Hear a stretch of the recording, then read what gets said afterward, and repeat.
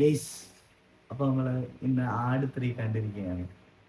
അപ്പം സിനിമയെ പറ്റി നമുക്ക് ഒരുപാട് കാര്യങ്ങൾ പറയാനുണ്ട്. സിനിമയെന്ന് വെച്ചാൽ ആട് 2ൻ്റെ ആ ഒരു സെയിം രീതിയിൽ തന്നെ സ്ക്രിപ്റ്റും കാര്യങ്ങളും പോവും എന്ന് നിങ്ങൾ വിചാരിക്കുന്നുണ്ടെങ്കിൽ അതിനകത്ത് പല മാറ്റങ്ങളും വരുത്തിയിട്ടുണ്ട്.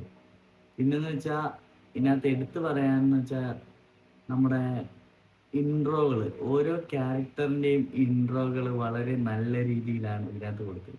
എന്നുവെച്ചാൽ പഴയ പഴയ രീതിയിലെ അപേക്ഷിച്ച് ഇതിനകത്ത് ഇൻട്രോകളുടെ ബീജിഎമ്മും കാര്യങ്ങളൊക്കെ വളരെ പക്കയായിട്ട് അവർ ചെയ്തു. പിന്നെ ഷാജി പാപ്പൻ എന്ന ക്യാരക്ടർ നിങ്ങൾക്ക് അറിയാമല്ലോ, പുള്ളിക്കാരൻ്റെ പക്ക വിളയാട്ടം എന്നൊക്കെ പറയും. ഇതിനകത്ത് എടുത്തു പറയാനുള്ളത് സാത്താൻ സേവിയർ. നമ്മുടെ സാത്താൻ സേവിയർ അടിപൊളിയാണ്. അദ്ദേഹത്തിനെ ഹൈലൈറ്റ് ചെയ്തുകൊണ്ടാണ് പടം ഇങ്ങനെ മുന്നോട്ട് പോകുന്നത്. പിന്നെ പഴയ കോമഡിയുടെ കാര്യത്തിൽ ഒന്നും പറയാനില്ല. മികച്ച് മികച്ച് മികച്ച് മികച്ച് മികച്ച് വരുവാണ് എന്നേ പറയാനുള്ളൂ. പിന്നെന്ന് വെച്ചാൽ ഇതിനകത്ത് ടൈം ട്രാവൽ കാണിക്കുന്നുണ്ട്. അത് അത്യാവശ്യം കുഴപ്പമില്ലാത്ത രീതിയിൽ തന്നെയാണ് എടുത്തു വെച്ചേക്കുന്നത്.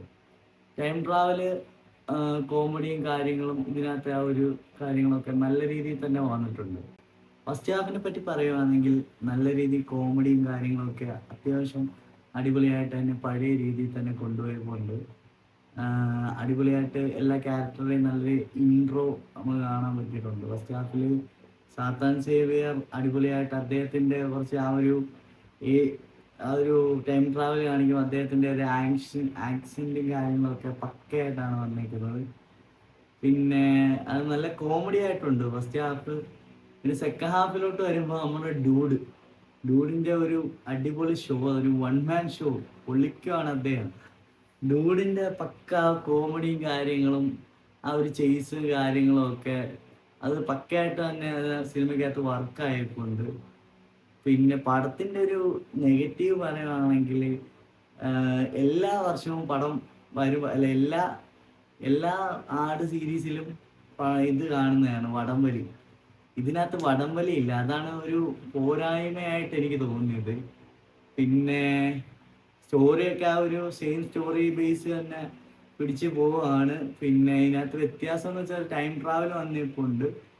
പിന്നെ ഇതിനകത്ത് നമ്മൾ കംപ്ലീറ്റ് ആയിട്ട് കഥ ഇതിനകത്ത് അനലൈസ് ചെയ്യാൻ പറ്റത്തില്ല, കാരണം ഇതിൻ്റെ സെക്കൻഡ് പാർട്ട് വരാനുണ്ട്. എൻഡിങ്ങിൽ ആട് 3യുടെ സെക്കൻഡ് പാർട്ട് വരുന്നുണ്ട്. അപ്പം ഇതിൻ്റെ കംപ്ലീറ്റ് ആയിട്ടൊരു കഥ എങ്ങോട്ടാണെന്നുള്ളതിൻ്റെ ഒരു കൃത്യമായിട്ടുള്ള ഇത് നമുക്ക് കിട്ടിയിട്ടില്ല. എന്നാലും കണ്ടിരിക്കാനും തിയേറ്ററിൽ ഫാമിലി ആയിട്ട് പോയി എൻജോയ് ചെയ്യാനും പറ്റിയ ഒരു പടമാണിത്. പിന്നെ ഫ്രണ്ട്സൊക്കെ ആയിട്ട് പോയി കാണാനും നിങ്ങളെ മനസ്സ് തുറന്നൊന്ന് ചിരിക്കാനും, ഒരുപാട് കാലങ്ങൾക്ക് ശേഷം നിങ്ങൾ കോമഡി പടം അധികം കണ്ടിട്ടില്ലെങ്കിൽ ഇത് നിങ്ങൾക്കൊരു ബെസ്റ്റ് ചോയ്സ് ആയിരിക്കും പടം കാണാനും. പിന്നെ അതിനകത്ത് നമുക്കറിയാമല്ലോ ഷാജി പാപ്പൻ എന്താണെന്നും ആ ഒരു ലെവല് നമുക്കറിയാമല്ലോ എങ്ങനെ പോകുമെന്നും. ആ ഒരു എക്സ്പെക്ടേഷൻ കറക്റ്റായിട്ട് എക്സ്പെക്ടേഷനുള്ള പടം ഇതിനകത്തുണ്ട്. പിന്നെ നമുക്ക് ഒരു വിചാരം ഉണ്ടാക്കി ടൈം ട്രാവൽ വന്നുകൊണ്ട് പടം ഇങ്ങനെ മോശമായി പോകും, അങ്ങനെയൊന്നുമില്ല. പടം ടൈം ട്രാവൽ വന്നാലും കുഴപ്പമില്ലാത്ത രീതി അതിനകത്ത് ഒരു കോമഡി ആഡ് ചെയ്ത് പക്കയായിട്ട് കൊണ്ടുപോയപ്പോണ്ട്. പിന്നെന്ന് പറയാൻ പിന്നെ നമ്മുടെ PP ശശി, ഇന്ദ്രൻ ചേട്ടൻ്റെ ക്യാരക്ടർ അടിപൊളിയായിരുന്നു കേട്ടോ, അത് എടുത്തു പറയാനുള്ളതാണ്. പിന്നെ എല്ലാവരും എക്സ്പെഷ്യലി അതിനകത്ത് ദർബാൻസിനായാലും എല്ലാവരും തന്നെ അടിപൊളിയായിട്ട് പോയപ്പോൾ നമ്മുടെ ഫുക്രു പുതിയതായിട്ട് വന്ന് ഫുക്രു ആയാലും നല്ല രീതിയിൽ കോമഡിയും കാര്യങ്ങളൊക്കെ പക്കയായിട്ട് അതിൻ്റെ കൊണ്ടുവന്നേപ്പോൾ. അപ്പോൾ നിങ്ങൾ തീർച്ചയായിട്ടും തിയേറ്ററിൽ തന്നെ പോയി കാണുക, ഫാമിലി ആയിട്ട് പോയി കാണുക. അപ്പോൾ ഇനി ഇത്രയൊക്കെ ഉള്ളു ഈ പടത്തെ പറ്റിയുള്ള വിശേഷങ്ങൾ. അടുത്ത വീഡിയോ ആയിട്ട് വരുന്നതാണ്. ബൈ.